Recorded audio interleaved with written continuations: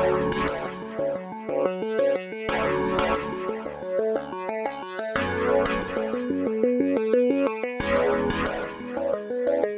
afternoon, everyone. My name is Sam Parry. I'm from a company called Nova Financial. We're a property investment advisory business. And today I'm going to be discussing with you property versus shares, so a slightly different take on probably what most of the focus has been on today. But generally we're going to be focusing on property. Talk. Just a quick disclaimer, we are an FCA regulated company, so I do have to let you know that everything that I discuss today is general in advice. You should not act upon it. It's not personal advice. If you are looking to invest, we can provide you with personal advice, but obviously nothing that I say today is related specifically to yourselves. Housekeeping. Okay, so property versus shares, a bit of an old age question. We get asked an awful lot, should I be investing in property? Should I be investing in shares? What is the right investment for me? I'm not going to be able to answer that, obviously, today in a lot of detail, but I'll briefly touch on some of the sort of key points, some of the benefits and some of the pitfalls of each, essentially. So I'll run you through who Nova Financial is, who we are, what we do, what we advise on. We'll look at some of the historical returns when we're looking at property and shares. To gear or not to gear, so one of the sort of key features with property is the ability to better leverage. So we'll discuss through the benefits and pitfalls of that. Reinvesting in liquidity, diversification, and then lastly, I've been told we're not allowed any questions, but if you do have any questions, come and have a chat to us at the stand afterwards. Who are we and what do we do? So we're a privately owned independent property advisory business. So we specialize in sourcing investments from the market based upon our clients' requirements. So that's specific properties. There's an awful lot of research and due diligence that goes into that. So making sure we're investing in the right areas, the right properties for your situation. We are also an FCA regulated mortgage advisory company as well. So that allows us to advise on the finance side of things. So that is obviously quite key when you're looking at investing in property. We act as an independent broker there, so we can go to the entire market and source the most suitable products. We are also tax specialists as well, so we can advise you on how to structure everything from a tax perspective and make sure you're not paying any more tax than you should be paying, and that is something that's become a little bit more important recently given the changes that have happened in the marketplace. So that's generally what we do. It's our service. With regards to our qualifications, so we have in-house financial advisors, in-house mortgage advisors, tax specialists, and the way we essentially provide that advice to our clients is we sit down and have an introductory meeting, get a good understanding of your situation, and then we go away and put together a recommendation based upon that.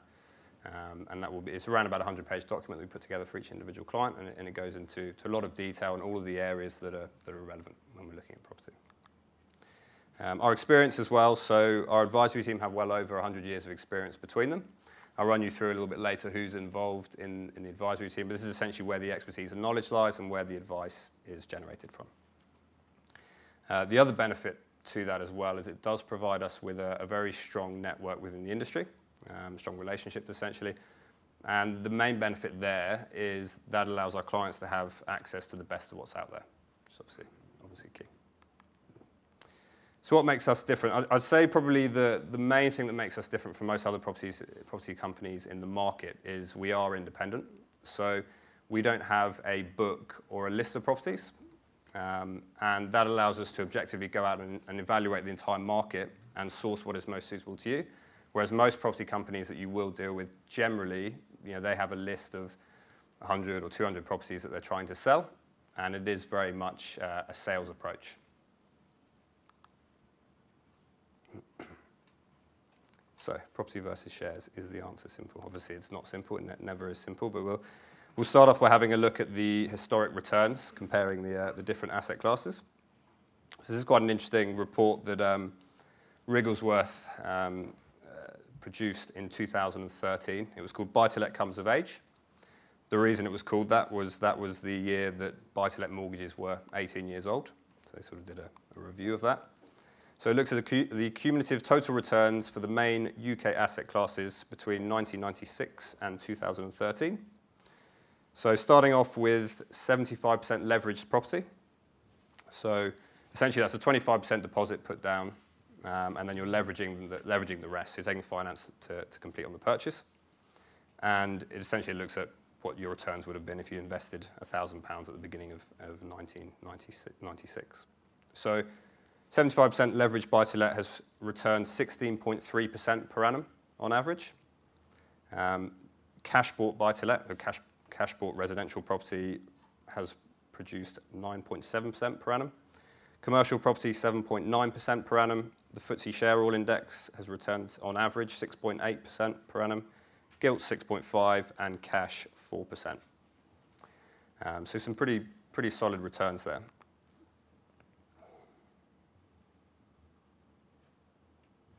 So what is right for you? Obviously, that depends on your individual situation.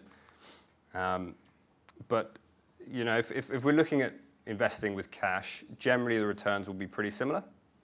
And you know, generally we'd be looking at recommending a balance of both equities and property.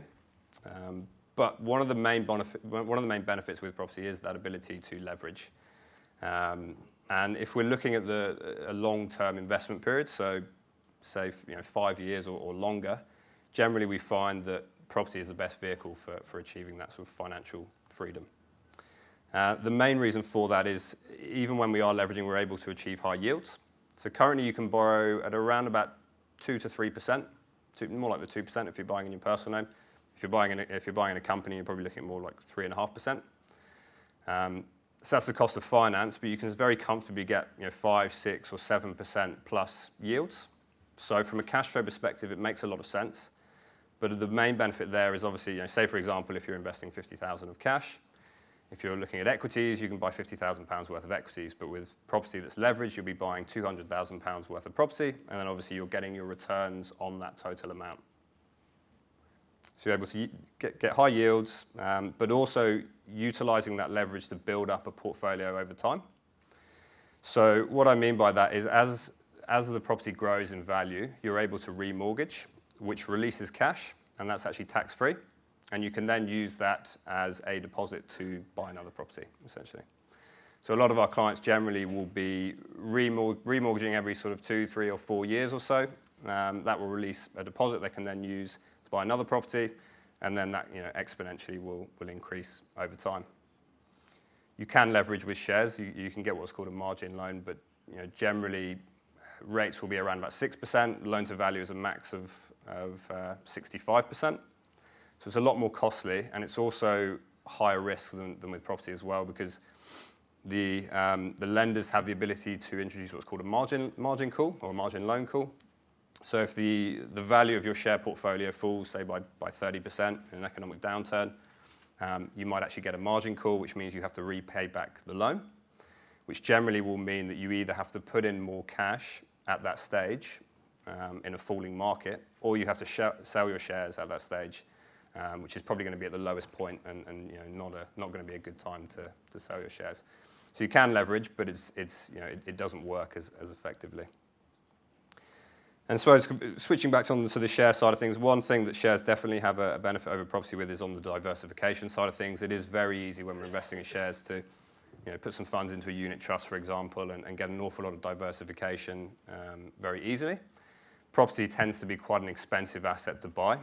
And therefore, the only real way we can get diversification is looking at other areas, so diversification from a geographic perspective, but also different types of properties or different types of tenants as well would be another option. So it's definitely more difficult to diversify. And liquidity. Liquidity is a big one. So obviously with shares, you can sell your shares tomorrow if you needed to. Property generally is quite expensive to buy, so you have stamp duty, agency fees. There's quite a few costs that are involved when you're entering the market, but also when you're exiting the market as well. So generally, it only works if we are looking at that sort of medium to longer term time frame. But that being said, there is a slight benefit to that as well, in that if you wake up in the morning and you see on the news that the Far East are having economic difficulties or some kind of negative news like that, people will often go out and be concerned and sell their shares. Generally, people won't get up, read the news, and then panic and sell their properties because of the high entry fees and exit fees. So, although that on the liquidity side of things is a bit of a downside, what that does bring is a lot of stability to the marketplace. And we've seen when we've had economic downturns, generally the property market will tend to do quite a bit better than the shares market. 2008, for example, 30% drop in the value of companies, but from a property perspective, we're only looking around about sort of 16%. So generally, it's that can be a little bit of a positive thing over the long term.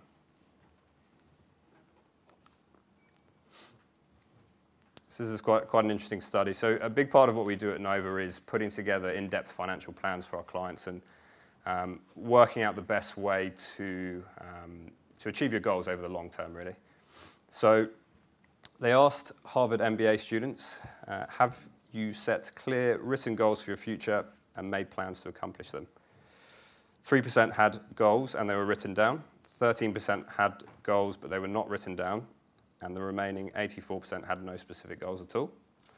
They then returned and interviewed all of those students 10 years later on, and they found that the 3% who had goals that were written down were earning 10 times as much as the other 90% combined, which is pretty staggering find there. But I suppose what that really shows to us is there is a huge amount of benefit of actually thinking about the future, working out what where you'd like to be in a certain time frame, and putting together a written plan to get there, which may not go perfectly to plan, but it definitely helps to have that in place. So this is a promotion that we're running at the show today. So we're offering a free initial consultation in our central London office. So we're based sort of halfway between Bank and Moorgate. And that's an opportunity for individuals to come in, meet with Nova, get a good understanding of what we do as a business and the different areas that we can advise on, but also for us to get a good understanding of your situation. And as part of that promotion, we're offering to generate a free property recommendation. So that'll be an in-depth analysis on your situation and your goals and where you're trying to get to, and then a particular plan to be put in place to enable you to get there, using property as the main vehicle to achieve those goals. There's a range of other incentives that we're also offering at the show at the bottom there as well.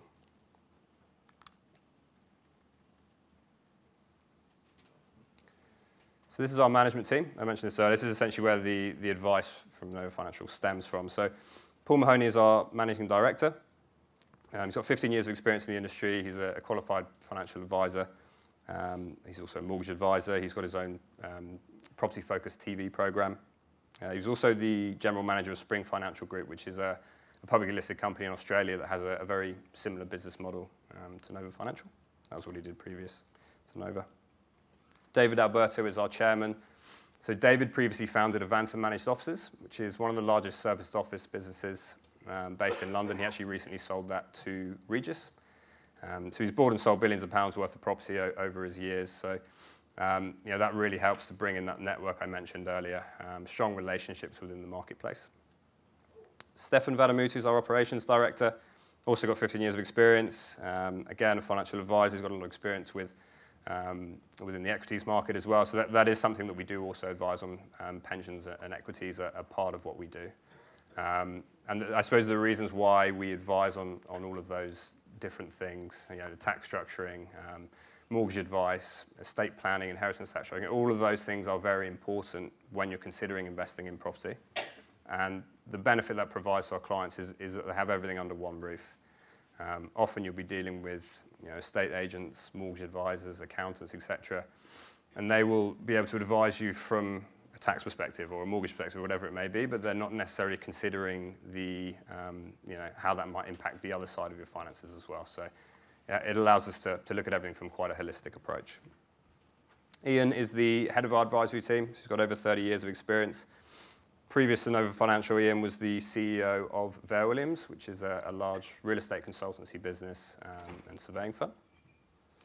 Julian is our financial director.